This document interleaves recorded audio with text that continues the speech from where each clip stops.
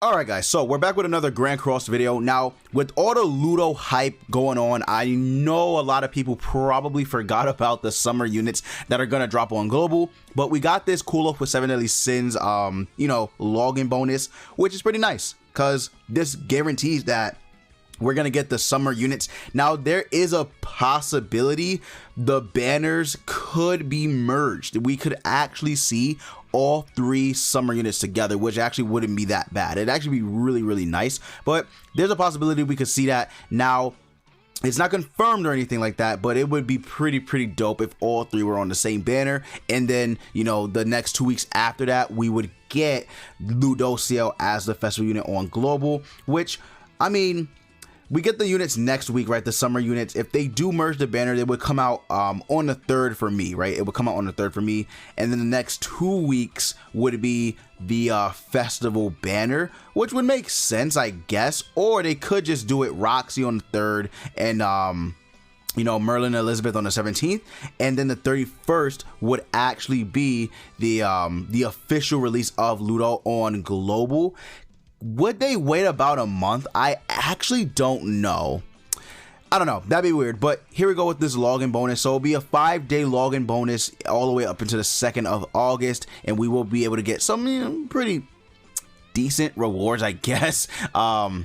The login bonuses are always small. It's nothing really big. So this is really nice, I think, for us to have, Super Awakening coins, anvils, pendants, part 2 ticket, and 5 diamonds. It's really good. But yeah, so the summer units are coming now. Honestly, guys, I don't know if the summer units are, that crazy. Merlin's really good. Merlin is actually really good. I think Roxy, she's gimmicky, right? She's really niche. She's a nice niche character if you want a character to play just to have fun. That's Roxy, right? But I don't think she's anything like crazy. Her passive is every time her ultimate move gauge is completely maxed, allies gain a one-time evasion to enemies' attacks and debuffs. So for this to happen, she always has to have her ultimate gauge filled, no matter what. And then you'll get a one-time evasion. If the enemy knows how to work around it, it could be a little lackluster, but for the most part, I think it's actually going to be a pretty fun passive. This is really strong. Obviously, it won't evade ultimates, but everything else in the game, it'll pretty much evade. Now, since this is a active, right? It's an active buff. They can remove it. So if they have someone who somehow removes your buffs, I mean, you're screwed, but otherwise you're okay. You should be fine, right? You should be fine. So her first skill, it is Green Escanor's move, where it fills up her ultimate move gauge, and then her second one, disable enemies attacks AoE, like Red Gother. So I mean, she's not bad. She's pretty good.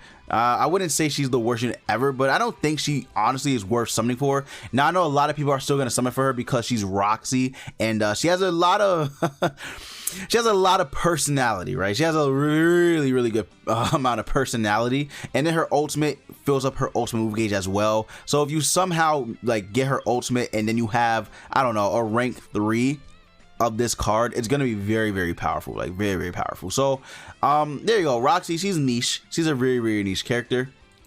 Elizabeth,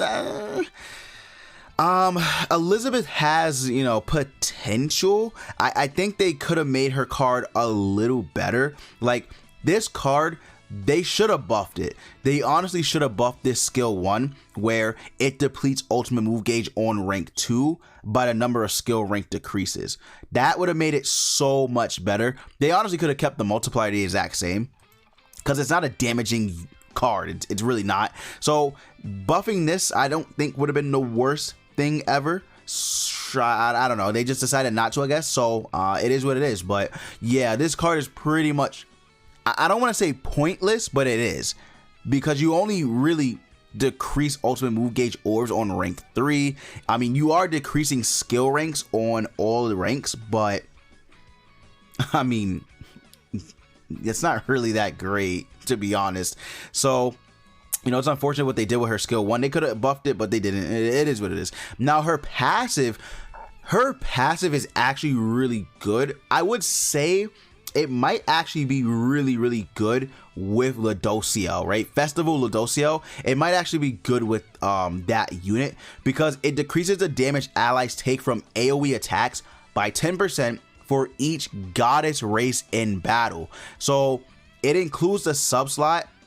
That's a 40% damage decrease from AoE skills. That is actually really good. Like, that's actually really good. You won't run this Elizabeth and Hawk over Goddess Elizabeth if you are using a full Goddess team, I'm sure, but you can make some pretty good plays with that. That is actually really good. And then decreases the damage allies take from single target attacks by 10% for each unknown race.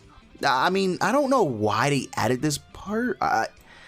I guess because, you know, Hawk is here, so they added the you know, this little extra part of her passive, but honestly she would have just been fine with this, like honestly. Sure, I mean, I guess you get, you know, help with the single target attacks, but whatever. And then her, you know, second skill decreases attack related stats of all enemies by 20, 30, and 40%. Good thing is this can actually go through barriers because it doesn't deal damage. So since it doesn't deal damage, you don't need to break a barrier to proc it. It'll just proc, right? It'll literally just go through barriers, which is really strong on you know, heavy hitting units. So I think that's actually a really good skill. I just think the unit itself is lackluster. Plus, this unit is kind of stuck with terrible substats, like really bad substats. It's not even funny. Yeah, like this unit will never crit.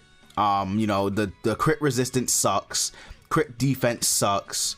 It's just very bad substats. And then the ultimate is actually a really strong ultimate. Single target charge, really strong. Actually really strong, but other than that, not really anything worth mentioning. And then Merlin. So finally we get to Merlin. So Merlin is probably like one of the best seasonal characters yet because she has a really good kit. She has this passive where honestly it is kind of RNG, and you probably more than likely won't be using 3 skills of hers to proc this like last part of her passive, but this you could. This you actually could. So she does disable attack skills for all enemies for 1 turn, which is good. As long as she uses 2 skills, you're locking the attack skills of all enemies for 1 turn, which is actually really nice. I mean, I guess if you get 3 skills and use it, you can alt seal, which actually is pretty damn good. It actually is really good, but it is RNG. Like, you do need 3 of her skills, so you probably won't be seeing that too often, and you probably won't even be using 3 of her skills that much, so keep that in mind. But Flood single target, I mean, it's legit the same as the 1. Very strong. You guys already know how strong that is. The only difference, she doesn't have any way to increase her attack. That's it. That's the only difference. Like, she doesn't increase her attack at all, but this is still a really good card to have on a non-festival unit. That's actually really strong. Like, that is actually really powerful. So this card does massive damage if you know, play it right. Plus her crit is her crit chance is actually really high, 70% at base. She has really good substats. I think a lot of people like kind of like undersold her when they were releasing information about her, but she actually has really good substats, like really good substats. You know, obviously the resistance could be better. Her regeneration is the highest in the game. I mean, not that it really matters, but it is the highest in the game. Crit defense at 30%, crit resistance at 65%.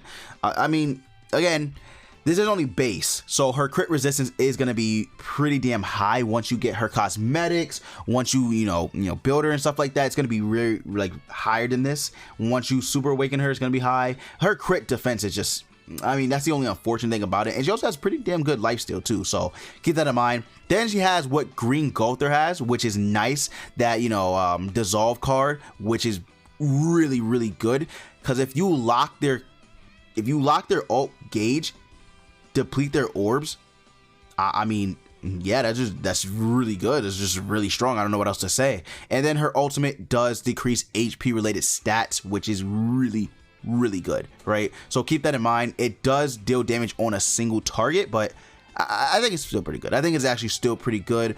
This lasts for 2 turns as well, so you could get this to proc on Bond as long as he doesn't fill up his, you know, alt move gauge. This can still proc on him. This is actually really strong too, because if you have this and you have a strong AoE unit, I mean, it's gonna do damage. It's actually gonna do really good damage. So all in all, this, you know, this batch of summer units isn't the worst. I think Elizabeth definitely is probably the worst out of the 3.